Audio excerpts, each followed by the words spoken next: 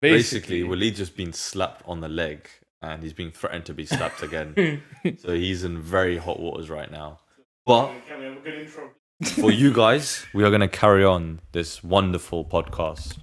As you can see, the sign has moved closer because of the gravitational pull of the app. And we're going to have a very special topic today. You say that about every topic. You can't have a special topic. Every topic is different, hence why it's special. No, that doesn't count. And you know what? I realized one thing as well. We are both experts in every single field. I agree. We are the experts. If you guys came to listen to some experts, you came to the right place. Yeah, man. And right now we're going to turn our boxing caps on. Reaction to possibly one of the greatest, well, it is one of the greatest, but possibly the greatest heavyweight bout in 10 years. I didn't watch it. You didn't watch it, of course. So I can't really do a reaction. Well, you know why? Because you're waiting on the real heavyweight fight. It's not really heavyweight. Hezbollah versus Abdul Razik. That's going to break even more records. But nevertheless, it was a great fight. I'm waiting for AK Faiq. The one I'm waiting for. Yeah, different weight classes there. Nah, that's the same thing. Okay. Fitness level wise, same thing. Maybe. Really differences in all fields. But yeah, I mean, great fight. I'm pretty sure most of you guys probably have at least seen highlights or heard about it. But at this point, Tyson Fury has retained his WBC championship belt. Mm-hmm. Of course, you told me you didn't watch the fight, but you read on it, which is very strange. Expand, please, for the audience. Why is it so formal? Why is it so Walidafy it up. Why is it so formal?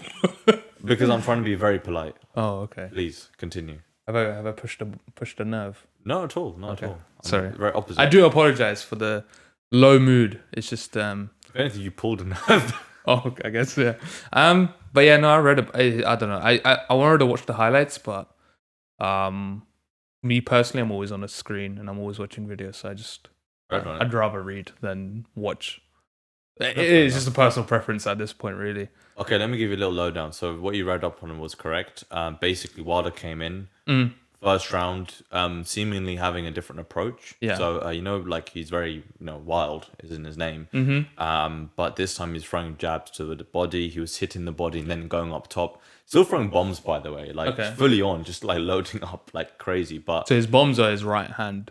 Punches. Yeah. Well, bombs in general means if you've got heavy hands. So if you're putting power, it just means throwing bombs. Okay. Just saying. So it could be either hand. Yeah, it could be either hand. If he just has power, if you're putting some venom behind it. And but it was a lot more controlled. Like it looked more technical. And it's pushing Fury back a little bit as well. Fury was riding it out, taking it a bit easier. So he sacrificed like maybe the first round. Yeah. Once he got his distance, he started throwing back.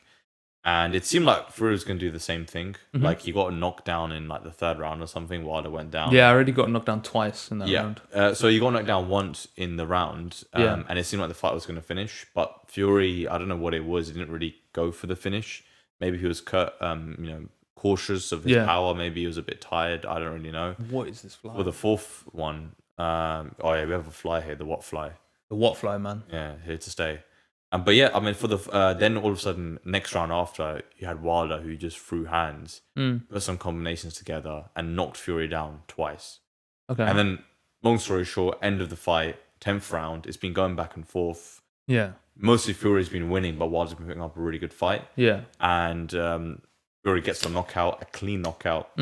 First time I've ever seen Wilder like down on the ground. Yeah, I saw like a clip on Twitter, the way like he just dropped, like he actually got put to sleep. Yeah, that's how it looked like. That's the first time it's ever happened to Wilder. Yeah. And people have been calling it possibly the greatest fight in the last 10 years. Like they call it a throwback, like to the olden heavyweights, Lennox Lewis, Mike Tyson, all these guys. Yeah. And I mean, great end to a trilogy, to be fair. Unexpected. Do you think, though, all of this mindset, this will to win or pure ability, do you think that's social conditioning or do you think that's genetics? Like, do you think genetics has something to do with it or it's more so social conditioning? Maybe not mindset, but in terms of success, like, what do you think? I think it depends what field you're in. I think it really heavily depends what field you're in. Because a lot of it, I'd say in certain aspects, if you wanted to be the best real estate agent, it would be social. It would be more social. It wouldn't be. You can't genetically be the best real estate agent. But Here's a thought. Okay, if you're maybe going to real estate, you're a salesperson, right? You could naturally have more confidence versus a person who's just been conditioned. But I don't think that's genetics. I think, you don't think that's genetics? No. I think that still comes down to social. Do you think so?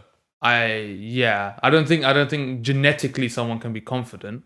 I think socially you can be confident depending on who's around you when you're young.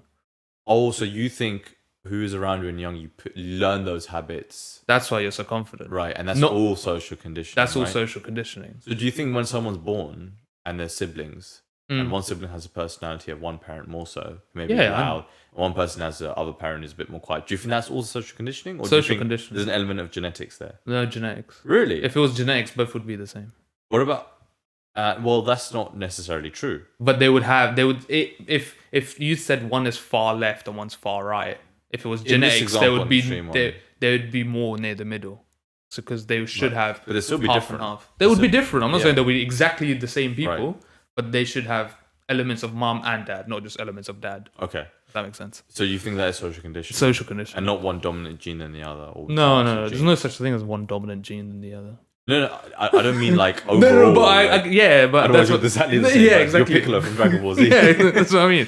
There's no one dominant gene or something like. But like, I think everything is social conditioning. You can be genetically quicker or genetically stronger or have a more athletic build or stocky build and stuff like that.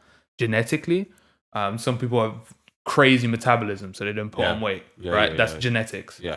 But the social conditioning makes sure you take advantage of those aspects, not your genetics. Okay, I see where you're coming from. So whatever assets you have is social conditioning that can. Yeah, because you could be Deontay Wilder, but if your family or if you yourself do not have that social conditioning of I want to get to this point for this reason, he could have easily just been a taxi driver in New York City or something. Wilder didn't have that though. He genuinely, no one in his family really did boxing. He was in a situation where he had a kid, and obviously he had his, I don't know if his missus at the time, I know it's his wife now, but maybe not back then. And he wanted to make some money for his daughter. Like he was studying at the time, and he figured out, you know what, I'll just go into boxing. But that's social conditioning. Do you think that's also social conditioning? It's not genetic. He just went to the gym though. No, but I think it's still social conditioning because something in your environment or socially changed for you to then make that decision. Okay. It wasn't genetically you were like, I've got good strength, let me go into boxing. Okay, fair enough. But okay, so you think that mindset of let me try is still social conditioning? Social conditioning. It's not... Struggle to say that then. Social conditioning, yeah. But because you don't know your true potential until society tells you your true potential. So if... You think? To a certain point. Okay. To a certain point. So if you're young and you're a really good footballer, right? You know mentally if someone's tackling me a lot or just going for the foul, it means I'm a danger to you because I can outskill you and go past. So that's in the back of your head. Maybe at the forefront of your head at that age, you're like, oh, I'm getting tackled, I'm getting pushed to the ground, I'm weak. That's what you probably think as a kid. Yeah. But in the back of your head, it's I've got the skill, and the only reason they're taking me down is because I can actually outskill them and get past them. Let me ask you a question though. So youth social conditioning is the most important factor, right? I think social conditioning is the only factor. It's the only factor, okay. Yeah. There was a study done, and they didn't do this study like on purpose, by the way. There's a reason I'm saying that, because I don't want to make it sound really inhumane. But basically they monitored two twins who were separated at birth. Okay. One twin went to live with, I think, the mum, one with the dad, but they actually lived in two separate countries. So one was actually in the UK, one was in Spain. Yeah. Within that time, they lived two separate lives. Yeah. And I think they tracked them back when they were like 25 or something along those lines, like mid-20s. And what ended up happening was both of them developed a smoking habit. Yeah. They actually smoked the same cigarettes as well. Yeah. Both of them also had the same career path, essentially the same job. And both of them were in the same position, like wife-wise. So I think they were either... They had a missus and they were engaged with or something along those lines. I forgot exactly what it was. So both of them were essentially in the same positions, exactly, sharing the same genes. But they never interacted with each other. They have completely different environments as well. Yeah. So where do you think the social conditioning in that particular scenario would come in? Would you say it's Maybe them being single parents or something along those lines. I think taking two people who are twins and have separated parents living in different countries is very niche, and you don't have enough data to then extrapolate and say this would always happen because it's a one-off. Yeah. But at the same time, I don't think you can say you choosing a career path of XYZ and that person choosing a career path of XYZ is down to genes. Right. What do you think it was down to then? It's social conditioning still, because okay. The thing is, but let me ask you a question, right? So if it is social conditioning, but both of them had two different environments, what do you think in their environment constitute to that social conditioning coming into effect? So what do you think could have happened to both of them at the same time for them to choose? I think it's tough. It's tough to say what happened and why it happened, because smoking wise, you could just say they're living with a single parent, and the most basic stereotypical thing is you have a single parent, you fall with the wrong crowd, you start smoking. That's the same cigarette brand. Doesn't matter what cigarette brand it is. No, that's very important. Why is that important? Because there are loads of different cigarette brands out there, and people tend to have preferences. So, for example, you could have with, I don't know, like, I think they have mint nowadays as well. Yeah, but... Like, do you get what I'm saying? But the point that I'm coming back to is that even if it is genetics... Drink. Like, imagine... All right, let's say they have the same... They both have a fizzy drink addiction, but they drink the same fizzy drink. Now, imagine there were loads of different... But that's not genetics. Wait, but let's say there were loads of different type of fizzy drinks. Like, they both had the same preference. So you're increasing the pool, and they're choosing the same thing. That's quite a big thing. I don't know how to explain one phenomenon or one miracle or one crazy instance. But here's the thing. In this scenario, you don't have to, because it's an accumulation of things. It's not only the same cigarette, it's the same career path as well. And it's the same situation. I can't explain that one-off.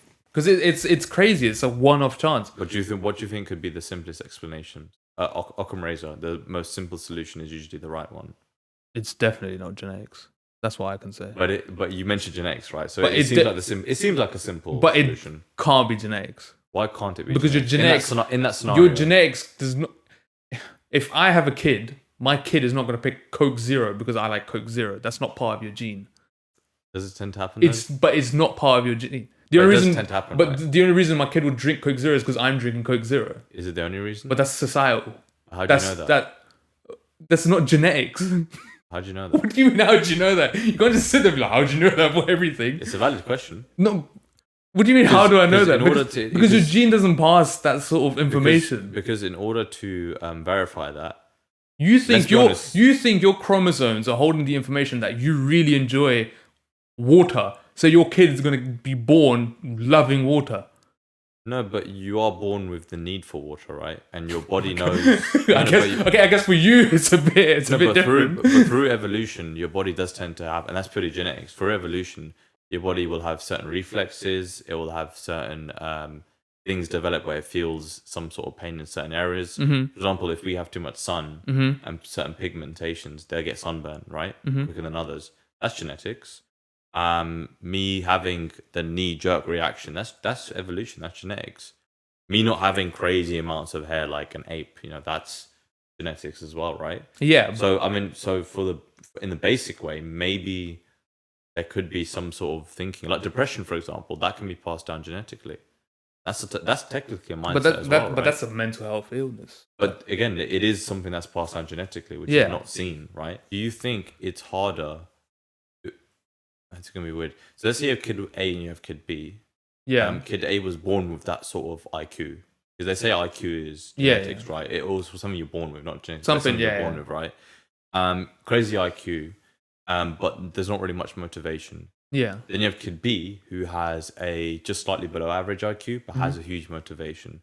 Which kid do you think is more likely to be successful and being a crazy, I don't know what it is, scientist or intellect? So if you mark success to just say, was able to live comfortably with good amount of money. No, not that. Purely to be, so in that field to go far. If you put them in the same field? Yeah. So they're both in the same field and they want to go far. Which one do you think is more likely to go furthest? I think it's too hard to say. Because I think a big factor that we're not remembering is the kid himself. Mm-hmm. Because if the kid himself knew he was a genius and was like, I can do this, why should I stop myself? Let me see how far I can go. Mm-hmm. But you're saying if he lacks motivation, is his lack of motivation more so his aspiration, or is his lack of motivation doing the work? Because he knows he's a genius, so why should I do the work? I'll make someone else do the work. Okay. Oh, I see where you're coming from. Right. So, okay, no, but in this question, it's a very vague question.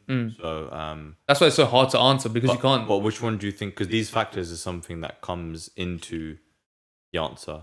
Which one is more likely? So these are certain things that could hinder the kid who's naturally smart but no motivation, or could hinder the kid. So it could hinder him that he wants to stop, or he just can't be bothered. So that's the factor of hindering. Then B would go further. So do you think B would go furthest? The one who started below average? Yeah, because he'll make it his job to learn everything, and he will learn it because he's that motivated. Then here's an interesting question: why is it that? And I'm sure you've seen it. Maybe it's happened to you. Maybe you've seen it happen to another kid. Yeah. But why is it that when a kid wants to take a certain subject and go far in that subject, or they want to choose something for uni, the teacher may stop that kid and be like, you're a hard worker, but it's just not really something for you. Whereas another kid who is naturally smart, but it doesn't really have a lot of motivation when he turns up to late to class, they'll go to that kid and be like, you should definitely do it. You should definitely do it. Yeah. Why is it, do you think, I think it's when you're younger especially, society, parents are guilty of this, teachers are guilty of this. But would they push the guy or girl who has the natural ability but not the motivation, but would not help the person who has the motivation but not necessarily the natural? I don't know. I think that's a big issue that just is too broad to explain. Because do you think we as human beings are naturally like that? We look at someone with the actual ability first rather than the motivation? I think naturally, yeah. I think if you saw someone who was like really good at hurdles, you'd like go to the Olympics and win hurdles, right? Yeah. You wouldn't tell some guy who's like running into the hurdles, breaking his leg and stuff to be like, go do it. But imagine they're doing it every single day, over and over again. But you would slowly change your mind. I think teachers is such a difficult thing because they're only part of their life for a short period. Yeah. It's not like they're there for a long period. Yeah. They're just there for that small brink that, your teachers change so much every year. So your first year of GCSE, you could have one set of teachers. The next year, you could have a completely new set of teachers. That's how quickly schools change. So the problem then comes into consistency. You don't consistently have the same teacher. But in scenarios where you have the same teacher, okay, maybe at first they would have been like, do this, but they would naturally see you grow towards what you wanted to do. Yeah. And then their mindset would change. Be like, okay, maybe I'm wrong in my stance and he should go for what he's going for. Do you think then the kid who has the motivation, yes, they have the motivation and they can get there, but they will need more people to help them along the way? I don't mean help in terms of holding their hand, but they'll just need other people. For example, they really want to do something, they don't get it. Person A might be like, okay, let me help you out with this. Teacher B might be like, I think let me give you this resource to help you out. But whereas kid A, who has naturally a high IQ, is probably less reliant on other people because it's purely down to them. But I think when you're so motivated to do something and you genuinely show that motivation, no one's going to stand in your way. No, I don't mean in that way. I mean, but you naturally have to. It's like you always need people to bring you up. Exactly. 100%. Exactly, yeah. But someone who's so talented can make it themselves. Exactly, yeah. Someone who's got the genuine talent can do it on their own because that's how far they are. I mean, and the thing is, they would never get it directly, but they would get help indirectly.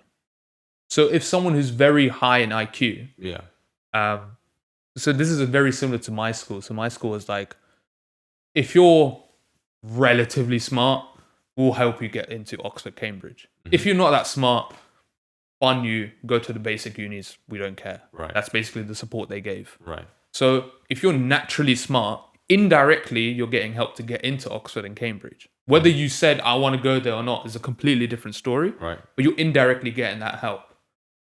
Well, here's that's the thing. I get where you're coming from, but if we're taking it to a bit of a left field, right? Like, we see that a lot in people. Like, for example, I know whatever you think of him now, Kanye West is someone who seems like came up with no one really helping him. Like, he started making beats in his in his house, like in his room, in his house. he sold those beats, made some money, and people loved him because of his beats. No one helped him become a rapper. He sort of just started rapping. People actually downplayed him. They said, you can't be a rapper. Yeah. He forced himself to be a rapper. That's someone who is more motivated. Talented. The talent was there. Talent, yeah. Like, he motivated him. There was a motivation, but it's purely ego. It's more like, I'm the best. Yeah. I'm going to show it. It was that kind of attitude. But that's also motivation at the same time. Yes. It practices it. It can be, but there was no dependence on anyone else. And that's why it sounded so unique as well. Whereas an artist, someone like, let's take Drake, for example. Drake was very talented, but he actually came up learning from everyone around him. Yeah. Like, he had a great producer. He sort of learned any of the beats. He learned production to a certain degree. Yeah, he was a great writer, but he was, he didn't have all the qualities. He didn't have all the qualities at once. Like, he learned, his rapping significantly improved when he started under Lil Wayne, for example. And actually, famously, what he used to do is he used to get different artists and be with them in the studio so he can see their all it was is that he's learned from like other people, but he's gone to the top. Like, there's an element of talent there. Don't get me wrong, there is talent with him. Yeah. But he's even like the idea of him singing, like, you can see his singing significantly improved throughout the years. Yeah. He just had the idea to do it. Yeah. Because no one else did it. That's true. Then he started doing it and got better. I think there's like, I think the person, it is not necessarily a bad thing. Like, you can learn from other people. That's what all of the greats do still. Yeah. But I think the person who just has that talent does not necessarily need. He doesn't need to learn, but he would learn indirectly. Yeah, they can. They'll learn indirectly. And that's probably the most they'll learn. And it wouldn't be like genuine learning, like sitting down studying, but it'll be like indirectly where they'll hear something and it'll just click something in their head. Yeah. And then that's technically learning it, but that's a form of intelligence. You can say it's just dots. That's literally a form. It's just unlocking the door, basically. Like, you had the door, you could see inside, but you didn't really know how to get inside. Yeah. And then that small, like, I don't know, Kanye West could be walking on the street, some guy walked past him and went, man, I want some singing and rap.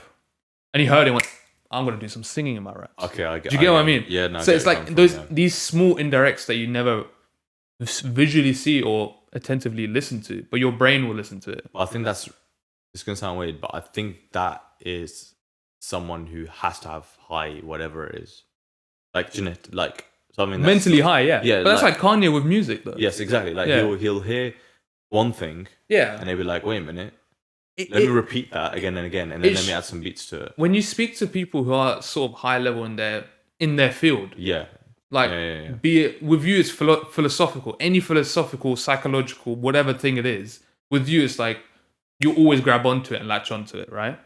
Yeah, but that's in my opinion. No, you're right. But the reason I'll tell you why I hesitate. Carry on. I'll tell you why. But so for me, it's like, if I wanted to talk about anything psychological, brain-wise, human behavior, stuff like that, I'd come to you because you're way ahead of it than I personally am. Okay. When I hear it, I want to switch off my brain. Right. But if you start talking about the way you would use social media and you would like start streaming and how you'd bring someone up from a business of zero to whatever, my ears would turn on. Like, I would listen to it, because when you're in your field, you listen to the things directly and indirectly, regardless. Yep. But when you're not interested in the field so much, it doesn't matter to you. You wouldn't care. But I think here's why we are the same thing. The reason I am more so in tune with that is purely because I did philosophy for my degree, which has a similar procedure. It's like a form of, like, for example, chemistry and maths. Yeah. It's not the same thing, but it's a similar kind of way of working out. Yeah. Similar logical approach. Same with philosophy and psychology. There's also similarities in how you analyze something. So if I read psychology, I'll find it interesting. I can understand it more. Yeah. That's probably social conditioning, because I actually went to the uni. I studied it for 3 years, and then I did my own thing because of that. Get pointing. You have been. But I think you'd naturally. I think you would. Maybe not genetically, but you'd naturally your brain would also advance in it. Maybe, because I did a test, and is that right brain or left brain? I forgot which one's which. I don't know which one does which. So basically, the brain, which is more creative and artsy, is like right hand side or left hand side. I genuinely don't know which, but I know whichever side, which is like more like creative, blah blah blah. That. I actually did a test and I came out as that, even though I'm literally the complete opposite. Complete opposite. Everyone tells me I'm the complete opposite. But I think then it's like naturally you're creative. I think that probably is enough for today. We covered a lot, actually. A bit too long, man. It was a bit too long. Meant to cut some out, but it was a good conversation, actually. And if you noticed, I did get quite annoyed with Faiq earlier on with the twins. Yeah, I didn't feel it at all.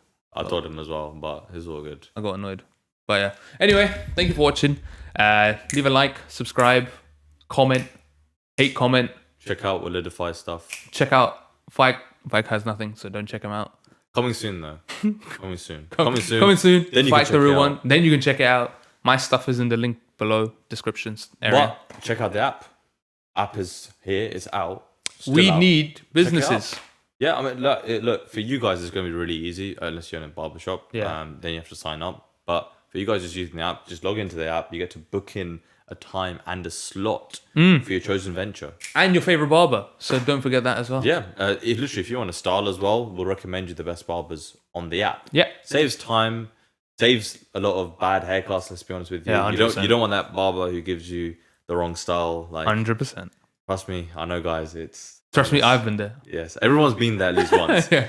And it gets worse and worse, and your tears just come out more and more. Yeah. If you want to avoid that, get the app. And you can also check out every barber's own portfolio. So it's also a nice way to see what they're doing. But make sure you check out the apps, WATTPOD in the App Store. Links will be in the description as well. But thank you for listening. Thank you for watching. Peace out. Stay safe.